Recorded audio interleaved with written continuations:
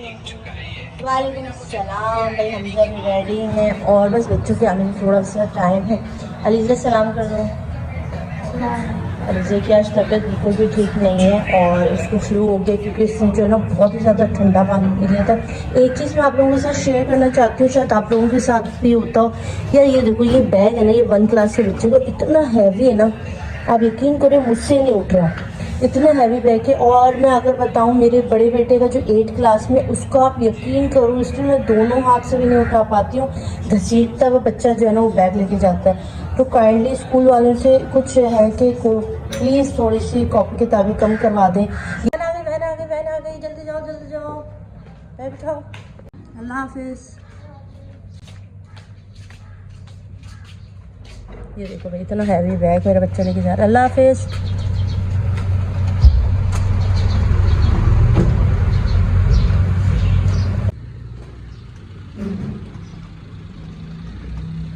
चलेगा school. Husband जो है वो अली को लेकर गए हुए स्कूल। ओके, यहाँ बन रहा है ब्रेकफास्ट, यहाँ पे बन गया है अंडे, यहाँ पर है चाय और मैं बना रही हूँ अभी ऑमलेट बना रही हूँ।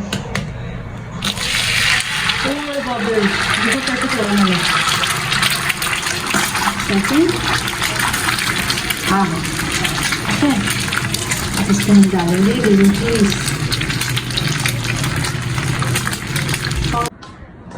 ये लो ऑमलेट। एक बार फिर मेरी वीडियो देखने के लिए टाइम निकाला और सबसे पहले तो मैं आपका बहुत बहुत शुक्रिया अदा करना चाहती हूँ कि कल वाले वीडियो में मैं बहुत ज़्यादा इमोशनल हो गई थी। तो आप लोगों के इतने प्यारे प्यारे कमेंट आए और इतना सारा प्यार आप लोगों ने मुझे दिखाया, पहले तो उसके लिए बहुत बहुत शुक्रिया। मुझे नहीं पता था कि आप मेरी यूट्यूब फैमिली मुझसे इतना प्यार करती है और इतने बेस्ट विशेस और इतना मेरा हौसला बढ़ाया ना। सारी बात यही है कि देखिए, मैंने कल भी यही बात कही थी कि इंसान के अल्फाज या तो उसके लिए दवा का काम करते हैं या जहर का। ये हर इंसान के पास है कि वो अपनी ज़बान से अगले इंसान को या खुश कर दे या नाखुश कर दे। तो हमारे अल्फाज जो होते हैं ना, वो कभी कभी दूसरों के लिए बहुत ज़्यादा दुख का बाइस बनते हैं और कभी कभी हमारे यही अल्फाज दूसरों के लिए बहुत सारी खुशी का बाइस बनते हैं। तो कल की वीडियो से मैंने ये बात रियलाइज़ की कि देखिए, किसी का एक बुरा कमेंट भी आपको कितना हर्ट करता है और किसी का बहुत अच्छा कमेंट भी आपको कितना खुश कर देता है। तो पहले तो बहुत सारी दुआएं आप लोगों के लिए कि आप लोगों ने मुझे इतना सपोर्ट किया और इतने प्यारे प्यारे मैसेजेस मुझे किए, पहले तो उसके लिए बहुत बहुत शुक्रिया। और आप लोगों की यही वाली बात कि इग्नोर किया जाए ऐसे लोगों के कमेंट को और इस तरह के नेगेटिव चीज़ों को इग्नोर किया जाए। सच में बताऊं तो इग्नोर करना मुश्किल है। अगर आप मेरी जगह हों तो शायद आप भी ये बात रियलाइज़ करेंगे कि हमें 10 लोग अगर हमारी तारीफ़ करते, हमें अच्छे जुमले बोलते तो हमें इतनी खुशी नहीं होती, मगर कोई एक भी गलत बात करता है ना, तनकीद करता है, तो वो बहुत मुश्किल होता है। तो YouTube की दुनिया में ये इसी तरह चलता है, अगर 10 आपको प्यार करते हैं तो वहाँ पर एक आध आपको जो है नहीं भी पसंद करते हैं और वो इस तरह के कमेंट करते हैं। इसका मुझे अच्छी तरह अंदाज़ा हो चुका है कल वाली वीडियो में। तो मैं कोशिश करूँगी कि आइंदा इस तरह से रिएक्ट ना करूँ जिससे मेरी YouTube फैमिली जो मुझसे प्यार करती है वो दुखी हो। मैं कोशिश करूँगी कि मैं अपनी ये वाली चीज़ें आप लोगों को ना दिखाऊं और अपनी एक प्यारी सी अच्छी और हंसती मुस्कुराती व्लॉगिंग से, ताकि आपकी सुबह अच्छी रहे, आपका दिन अच्छा गुजरे और आप मेरा व्लॉग देख के कुछ ना कुछ सीख के जाएं। देखिए, अब क्योंकि मैंने व्लॉगिंग की तरफ कदम बढ़ा दिए हैं तो आपको भी मेरा साथ देना होगा ताकि मैं अच्छी अच्छी व्लॉगिंग करूं और आपको कुछ ना कुछ सिखा सकूं, जो भी मेरी ज़िंदगी में हो रहा है, जैसा भी है वो सब कुछ। तो वो है। और आज का व्लॉग आपने पूरा देखना है एंड तक, क्योंकि आज के व्लॉग में मैं आपके साथ एक इतनी ख़ास बात शेयर करने चाह रही हूँ ना कि देखिए, मकाफ़ात अमल ज़िंदगी का हिस्सा है। अल्लाह पाक फरमाते हैं कि जैसा बीज बोगे वैसे ही दरख्त निकलेगा, वैसी ही चीज़ निकलेगी, आज ही मिलेगा। जैसी आपकी करनी ना वैसी भरनी, यही दुनिया और आखिरत का असूल है। तो आज की वीडियो में आपके लिए एक बहुत ही खुसूसी चीज़ है और जिन्होंने मेरा वो वाला व्लॉग जिसका मैं आपको लिंक जो है ना वो नीचे डिस्क्रिप्शन में दे दूँगी, आपने लाजमन ये व्लॉग ख़त्म करके वो वाला व्लॉग देखना है ताकि आज की जो कहानी, जो आज की बात है, स्टोरी का एंड मैं आपको सुना रही हूँ ना, वो आपको अच्छे से समझ में आ जाए। तो व्लॉग आपने पूरा देखना है। अगर न्यू है तो ज़रूर सब्सक्राइब कर लें, लाइक कर लें और कमेंट ज़रूर।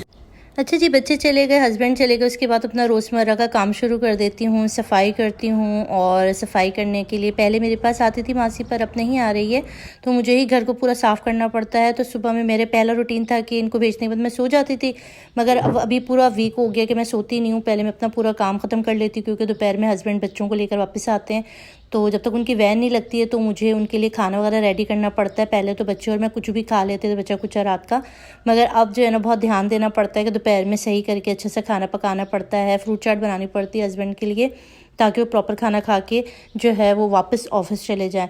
अच्छा, यहाँ पर मैं सफाई कर रही हूँ, क्लीनिंग किचन की मेरी डेली है कि मैं चूल्हे वगैरह और ये सब कुछ रात को भी सोती हूँ और सुबह नाश्ते के जब निमट जाता है काम उसके बाद दोबारा से साफ़ करना पड़ता है, क्योंकि फिर आपको पता है दोबारा से आटा वगैरह लग जाता है। अच्छा, तो किचन के बर्तन भी मैं हाथ के हाथ ही धो लेती हूँ सुबह सुबह और उसको साफ़ करके रख देती हूँ। और अगर मुझे दोपहर में कुछ भी पकाना होता है तो मैं दाल चावल साथ भिगो देती हूँ सुबह उठते के साथ ही, और फिर आहिस्ता आहिस्ता बर्तन वगैरह धोने के बाद खाना पकाती हूँ। और आज बन रही है मूंग दाल की खिचड़ी, क्योंकि कराची में हो रही है इस वक्त गर्मी और दोपहर में जो है ना वो खिचड़ी जो है ना वो मज़ा देती है। तो मूंग दाल की खिचड़ी बनाई है यहाँ पर। और मैंने बनाया है दोपहर के लिए फ्रूट चाट बना रही हूँ। भाई हस्बैंड जो है ना वो अली को लेकर आएंगे, क्योंकि अभी कुछ दिन तक जो हमें ना वैन नहीं लगवानी, क्योंकि फिर छुट्टियाँ हो जाएंगी। इस वजह से जो है ना मैं क्या कर रही हूँ, तो अभी हस्बैंड खाने पर आएंगे तो उन्होंने कहा था मुझे खिचड़ी बना के रखना। तो खिचड़ी मेरा इतना कोई खास फेवरेट नहीं है, मगर गर्मी में मैं खा लेती हूँ। आज मेरा होमवर्क है, मिलता है ना बच्चों को स्कूल से होमवर्क, तो मुझे आज ये होमवर्क मिला हुआ है कि मुझे लहसुन जो है ना ये आज पूरा आज की तारीख में छील के उसको पेस्ट बना के फ्रीजर में डालना है, फ्रिज में रखना। देखो लहसुन मैंने पेस्ट बना लिया है, इसको अच्छी तरह से पीस लिया है और अब ये मैं फ्रीजर में डाल दूंगी। ये मैंने बचा लिया क्योंकि बास वक्त हमें चाहिए होते हैं ना कुछ साबुत भी चाहिए होता है पुलाव वगैरह में डालना या कोई और काम हो, तो ये थोड़े से मैं एक्स्ट्रा अलग से रख लूँगी। बाकी जो है ना ये मैंने रख दिया है। अब हम इसको फ्रिज में रख देंगे, एयर टाइट जार में रखिएगा। लहसुन हमेशा पीसने के बाद, नहीं तो स्मेल जो होती है ना सारी चीज़ों में आ जाएगी।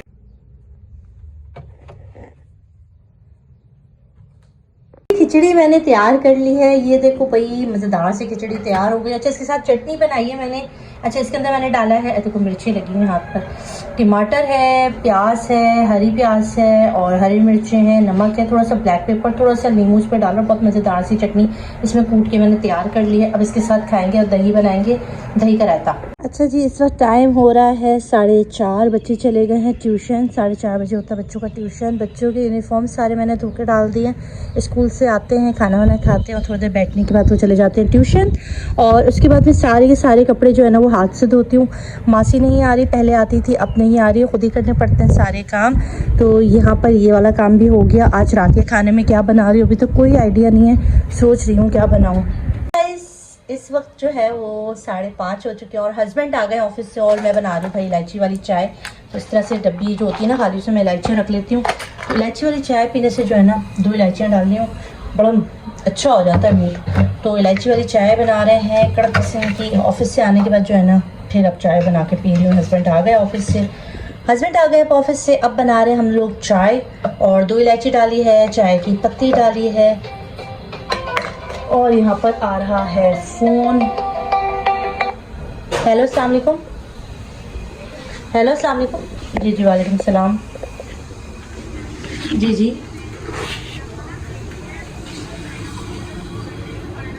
हाँ जी जी जी अच्छा सही है। अच्छा आ जाओ ठीक है, आ जाओ हमजा, हमजा आ जाओ। ट्यूशन वाली मिस क्या कहती थी, आपको नींद आ रही थी, आप सो रहे थे, इसीलिए मैंने कहा था ना आपको दोपहर में सो जाओ थोड़ी देर। नहीं सोए ना, मोबाइल देखते रहे। देखो गाइस, हमजा दोपहर में सोते नहीं। और अब ट्यूशन वाली ने कंप्लीट, ट्यूशन वाली की कॉल थी और वो कह रही है हमजा को नींद नहीं आ रही, हमजा को घर ले जाके सुलाएं। और जब सिपारा तो यही तो स्कूल से आने के बाद थोड़ी देर आपको सोना था ना, रेस्ट करना था। अच्छा चलो, तो मिस ने कहा है अब कुरान से पारा पढ़ने जाओगे ना, तो टीचर ने कहा है कि तब भेज देना हमजा को, ठीक है। चलो ये लेके अंदर कॉपी लेके आओ, आ जाओ। शाबाश, मोबाइल ही दे दो, टीचर ने कहा है रेस्ट करो, मोबाइल कहाँ से दे दो। ये देख ले, ये है आजकल के बच्चे। कर रही हूँ मैं लैपटॉप पे थोड़ी सी एडिटिंग कर रही हूँ अपनी वीडियो की, थोड़ी सी जो है ना वो यहाँ से मैं करती हूँ। जैसे कि एंड स्क्रीन लगाना हो, कार्ड लगाना हो तो मोबाइल से नहीं होता, तो फिर मैं यहाँ से लैपटॉप से करती हूँ। तो मैं चाह रही हूँ मैं आज आपको भी दिखाऊँ कि अगर आप लोगों को अपनी वीडियोज़ पे ज़्यादा व्यूज़ चाहिए तो आपने एंड स्क्रीन मस्त लगाना होता है और उसके साथ ही आपने जो है वो कार्ड्स लगाने होते हैं, जिससे जो है ना आपकी वीडियो पर ज़्यादा व्यूज़ आते हैं। मतलब आपकी सेकंड थर्ड कोई सी वीडियो जो आपकी ऑडियंस को पसंद आ रही होती है तो वो भी यूट्यूब शो कर आती है।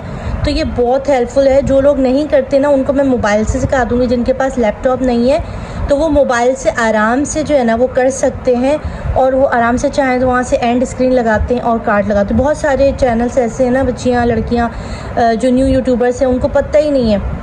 अच्छा, यहाँ पे मैं बोलना चाहती हूँ, अगर आपने अभी तक चैनल को सब्सक्राइब नहीं किया तो प्लीज़ सब्सक्राइब कर लो, क्योंकि जब तक सब्सक्राइब नहीं करोगे तो आपको मेरी आने वाली वीडियोस का नोटिफिकेशन कैसे मिलेगा, ठीक है।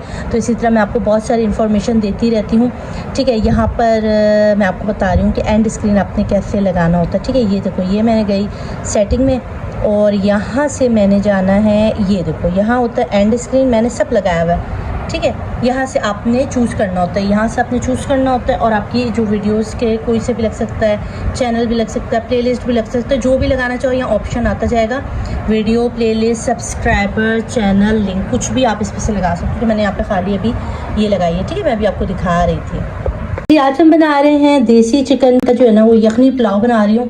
तो यहाँ पर हम डालेंगे भाई चिकन यखनी बनाने, ये लहसुन है, ये ऐसे डाल देंगे, ठीक है, खुशबू के लिए। बाकी जो है ना जब यखनी निकलेगी ना उसके बाद हम जो है ना वो फ्राई करके बनाएंगे। तो आज आप ये रेसिपी देखो। अब मैं इसके डाल रही हूँ प्याज, 1 अदद प्याज डाल दी है, ये डाल दिया है। अच्छा, मसालों में क्या डालूंगी हम इसके अंदर, हम डालें इसके अंदर तेज़ पत्ते, ठीक है, ये डाल देंगे, और थोड़ा सा सॉल्ट डालेंगे, और इसको हम पकने के लिए इसकी यखनी निकालेंगे, ठीक है। तब ये यखनी निकल जाएगी, फिर हम इसके बाद के काम करेंगे। पहले अभी हम यखनी में मैंने यहाँ पर डाली थोड़ी सी लौंग, सौंफ और ज़ीरा भी थोड़ा डाल दी थी ताकि यखनी मज़ेदार से निकले।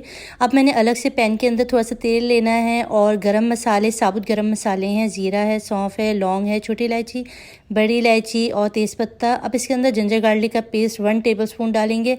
थोड़ी सी देर भुनाई करेंगे कि आपका जो लहसुन है ना उसकी अच्छी से खुशबू आने लगे। अब इस स्टेज पे हमने इसके अंदर जो बॉइल्ड चिकन थी वो भी डालनी है। उससे पहले हमने डालना है इसमें टमाटर, हरी मिर्च, 1 बड़ा टमाटर है, 4-5 हरी मिर्चें हैं, और 4 से 5 आलू बुखारे हैं, वो डालने हैं और थोड़ी देर भूनना है। चिकन डाल देनी है, जो चिकन हमारी पक गई थी वो डालेंगे। इसको थोड़ी सी देर, तकरीबन 2 से 3 मिनट तक इसमें हल्की आंच पर, आपने बहुत तेज़ आंच नहीं रखनी, हल्की सी देर इसको सौते करना है।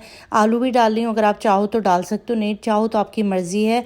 अच्छा, यहाँ पे मैं जो टमाटर ले रही हूँ, आप चाहो तो इसकी जगह पे दही या योगर्ट वो भी यूज़ कर सकते हो। ये करने के बाद आपने इसको अच्छी तरह से पानी डाल के कुक करने के लिए छोड़ देना है। पानी यानी कि वही जो यखनी है वो डालेंगे, और उसके अलावा एक्स्ट्रा आपने 1-1.5 गिलास पानी डालना है। इतना डालना है कि आपकी जो यखनी है ना वो इसमें अच्छे से निकल आए। अब यहाँ पर आपकी यखनी जब आपको लगे कि तैयार हो चुकी है, क्योंकि मेरा ये जो चिकन है ना ये आम चिकन टाइप का नहीं, ये देसी असील मुर्गी है, तो इसका जो पकने का कुक टाइम है वो मटन जितना मटन या बीफ को टाइम लगता है उतना ही टाइम इसको भी लगता है।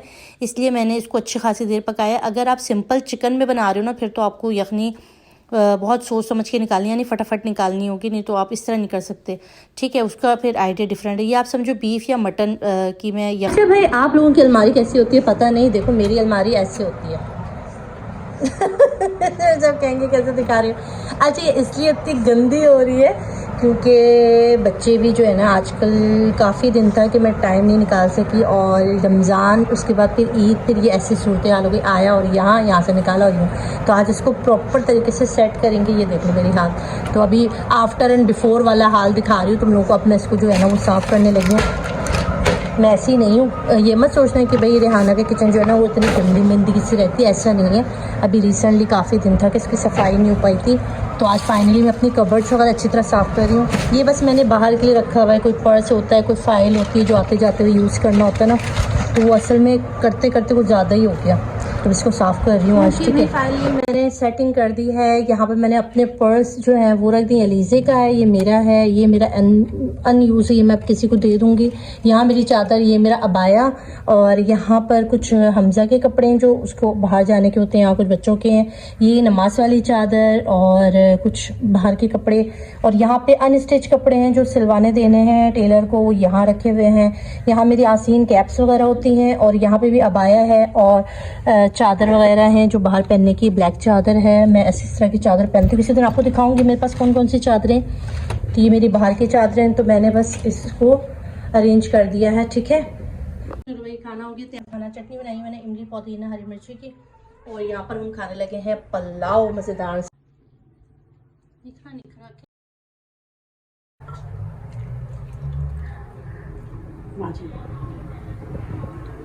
हस्बैंड को देंगे खाना, फिर मैं खाती हूँ। मुर्गे का गोश्त